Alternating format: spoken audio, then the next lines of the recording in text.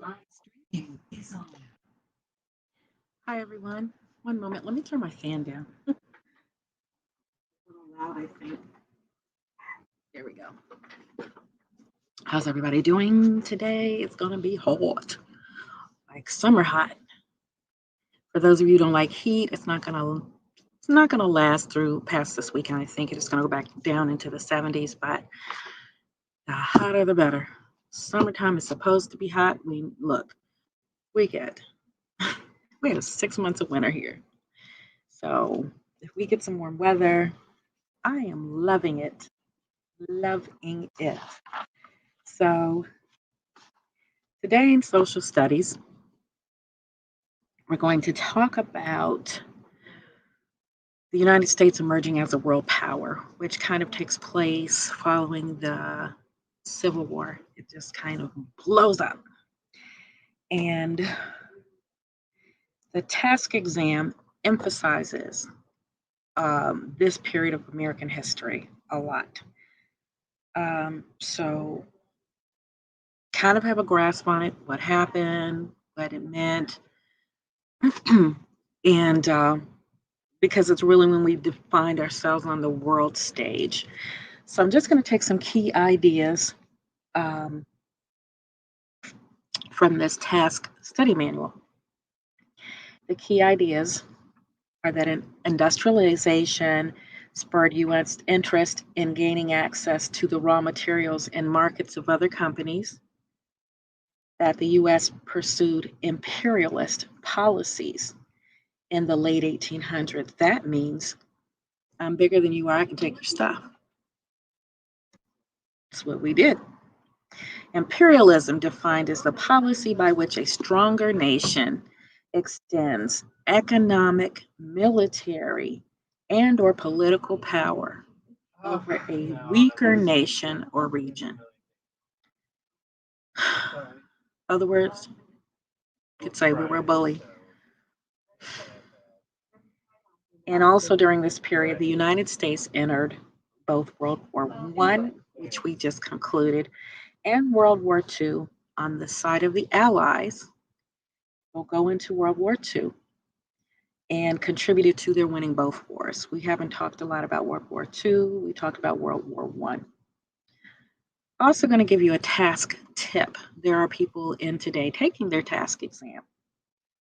When weighing answer choices, when you get to the one that is directly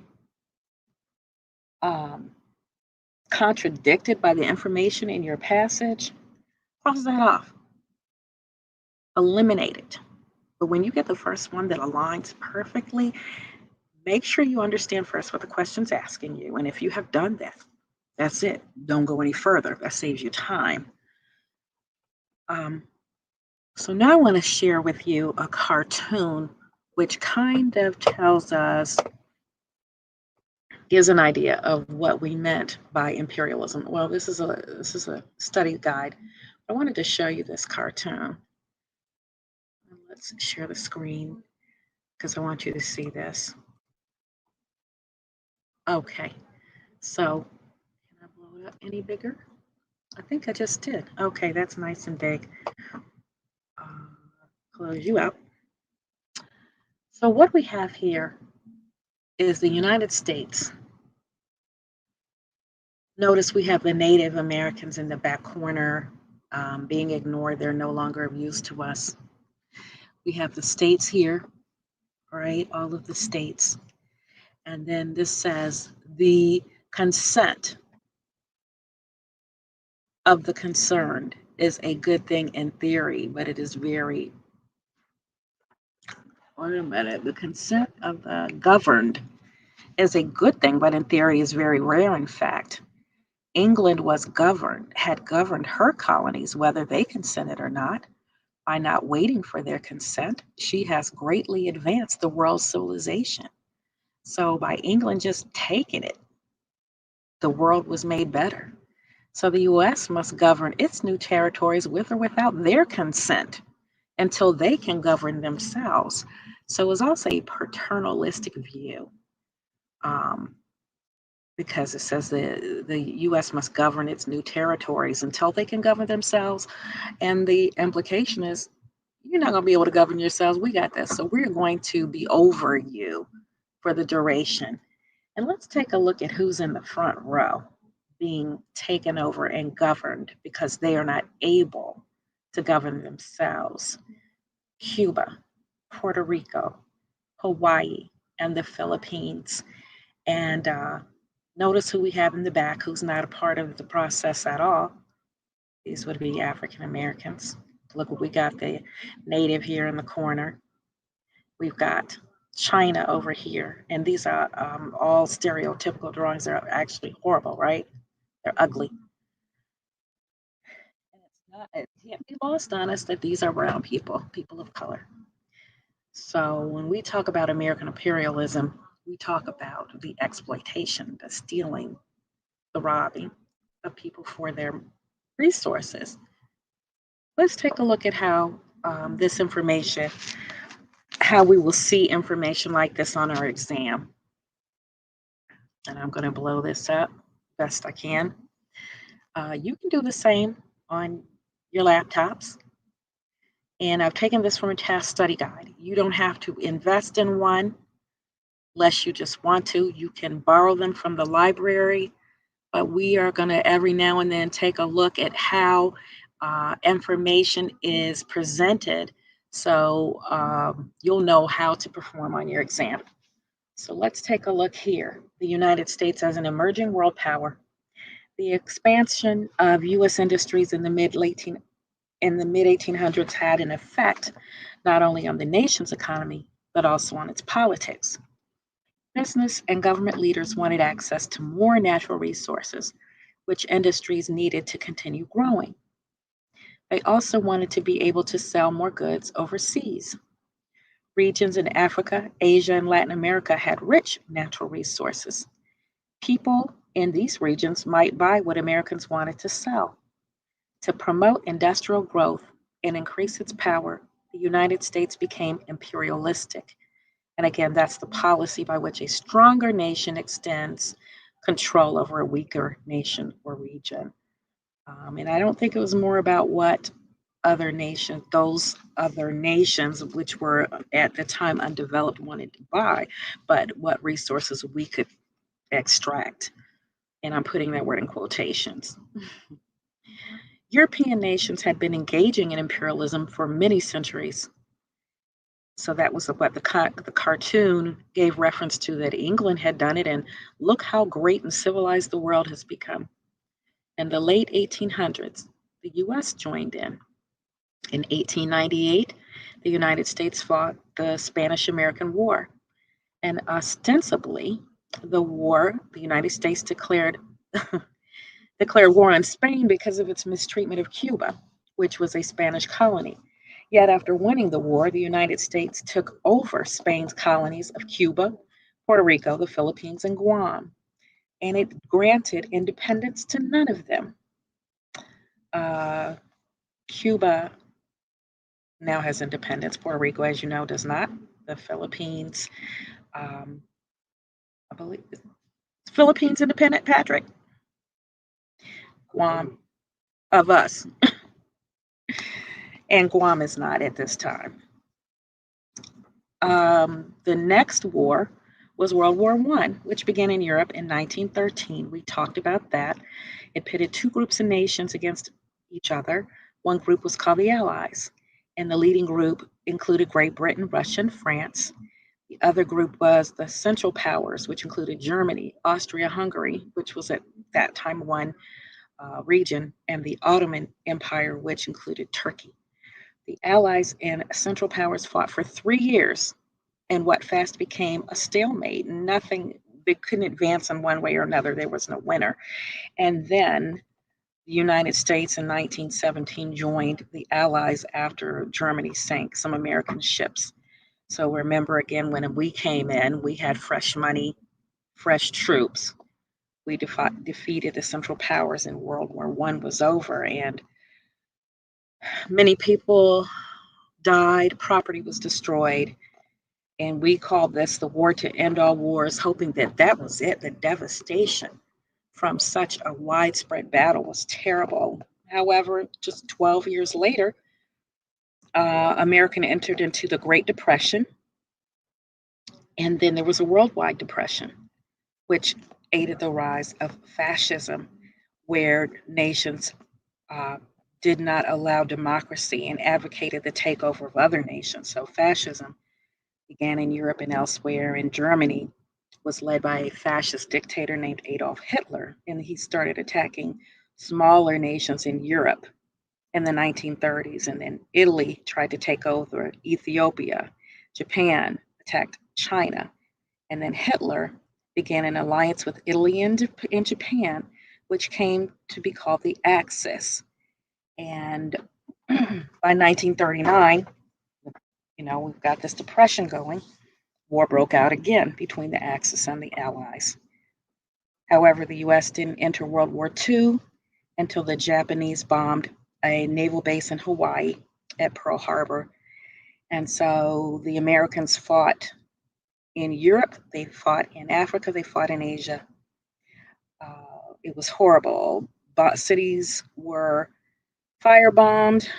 We had the Holocaust waged by the Nazis against Jews, gays, people of color, and 2 atomic bombs were dropped on Japan.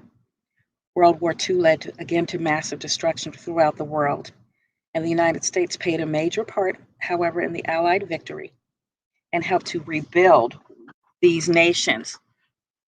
But what I think you should understand is during this period of American imperialism, um, the main objective was to take power, to exert power, and to extract resources. So how we might look at that in modern history, it may not be looked at in the same way. We talked back about manifest destiny, the God-given right to take over lands and rule over people who are not considered Christians. So let's take a look, however, at the questions, what they're going to look like when you see them on the test. So that's the little background. So what you're going to do, we're going to look at a chart. So you're never going to get away from looking at charts and graphs, whether the test topic is reading, math, science, or social studies. So what I always do when I look at a graph is to look at the title. And what is this title? Factors related to the growth of imperialism. Economic factors, military, political, religious, social, cultural. So the desire for greater access to natural resources or new markets, that's economics. Boil that down, money. Okay. Military, the desire to control ports that can serve as fueling stations for long sea voyages, for air flights. Political, the desire to spread the institutions of some democracy or other political systems. That's very interesting. That we had the desire to spread what we call democracy when all of the citizens here or the folks that we colonized did not experience that in any sense of the word. Religious, desire to spread Christianity or other faiths, and cultural, racial, the lack of respect for different cultures or races. So these are the factors. Now let's look at question 1. Cuba is about 90 miles off the coast of Florida. After the United States freed Cuba from Spanish rule in 1898, the U.S. Navy built an important base there. Okay, which of the following factors from the chart best explains the situation in Cuba? Why they put this base in Cuba after 1898? Well, let's look again at the factors. It's putting a naval base in Cuba related to an economic factor, a way to gain new resources or new markets. Doesn't sound like it. Military, desire for control of ports. Yes. So that would be our answer. Second question, what assumption do you need to make to fully understand the last paragraph on page 4? Let's take a look again at the last paragraph on page 4. And this is it. Oh, I can't highlight. I thought I could. Well, the United States didn't enter World War II until 1941, when the Japanese bombed the naval base at Pearl Harbor in Hawaii. This time, Americans fought not only in Europe, but also Africa and Asia. And with those horrible battles, the firebombing of cities, the Holocaust, and the dropping of 2 bombs on Japan, atomic bombs, World War II led to massive destruction. And the United States, which played a major part in the Allied victory in World War II in 1945, also played a major part in helping to rebuild war-scourged nations after the war was over. So what would be our assumption from that paragraph? Just from this paragraph alone. In World War I, Allies fought the Central Powers. In World War II, the Allies fought, the Allies included England, France, and Russia. In World War II, the Allies included the Germans, Austrians, and Ottoman Turks. In World War II, the Axis included Germany, Italy, and Japan. Well, we know we fought the Japanese, right? And the Holocaust was mentioned as well. So what do we think our best answer? What is our assumption in World War II?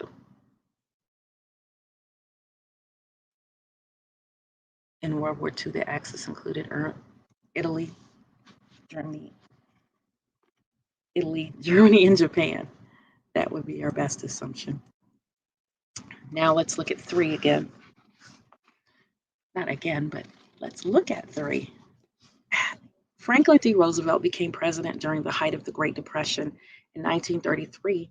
He soon instituted a set of federal programs called the New Deal to lower unemployment. So what conclusion about the effectiveness of the New Deal programs does the text on page 508 and the graph below support? Well, I didn't give you the text on page 508.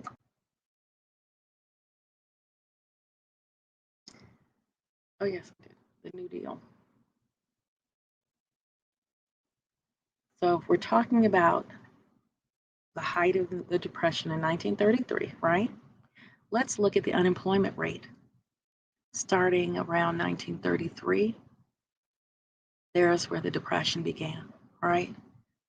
So if we're looking at him becoming president in 1933, what's happening? So we're looking at the unemployment rate over years of time. And this is our title, U.S. unemployment rate. So what can we conclude?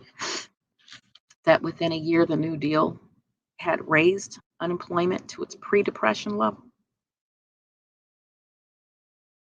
Raised it? So we're talking about the Depression. The height of it was 1933, right there. So within one year, go to 1934, which is somewhere here, right? It had raised it. That doesn't really make sense, right? Within a year, it had lowered it to its pre-Depression level, or unemployment fell after the start of the New Deal and continued to fall sharply as the U.S. entered World War II. Well, we entered World War II in 1941. Does it look like it fell sharply? It does, doesn't it? The New Deal lowered unemployment, but the Allied victory in World War II lowered it further. And the New Deal was in 1933. The Allied victory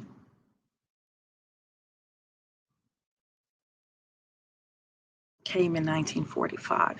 That's not really what we're showing on this graph. Looks like our best answer is C.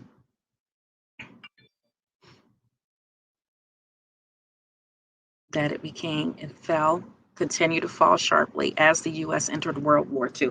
And why did that happen as we entered the war? Because we started making war products, machines, weapons. People were put to work for the war effort. And the last one, which summarizes the main idea of paragraph 5 on page 508. Well, paragraph 5, 1, 2, 3, 4, 5. And what is the main idea? The U.S. entered and played a major role in the world victory, also helped to rebuild the nations. So what can you say there? We entered the World War in 1941. Is that best summarizing the main idea? That's true, but best, I would always underline best, least, most. Be careful that you catch those words. America's men fought in Europe, Africa, and Asia. Yes, that's true as well. World War II involved more nations than any other war ever fought. Is that the best idea of this paragraph? Or D, America took a strong leadership role during and after World War II. It says we played a major part in the victory and also played a major part in helping to rebuild.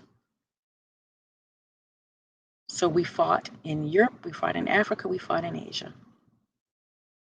And then we helped to rebuild. So America took a strong leadership role. That sounds like it could best summarize the main idea. So I'm going to take a look on page 793.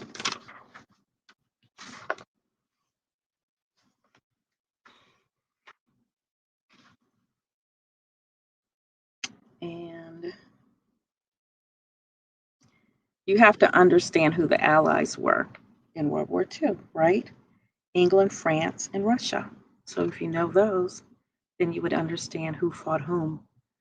And again, wars always fall during, or unemployment fall, not always, but many times will fall during war times. And sometimes they say that presidents want to start wars to become popular again. So that is what we have. Again, past 100 years, get a grasp on it. There are just a few, if you notice, after the mid 1800s, after the Civil War, what became important? Imperialism, the wars, who were the allies, who were the Central Powers, what the Great Depression was about, fascism in Europe, the Axis. In fact, they were referred to, the Axis, people on the other side in World War II, were referred to as the axis of evil, also know about the Holocaust. So that's all we have for today.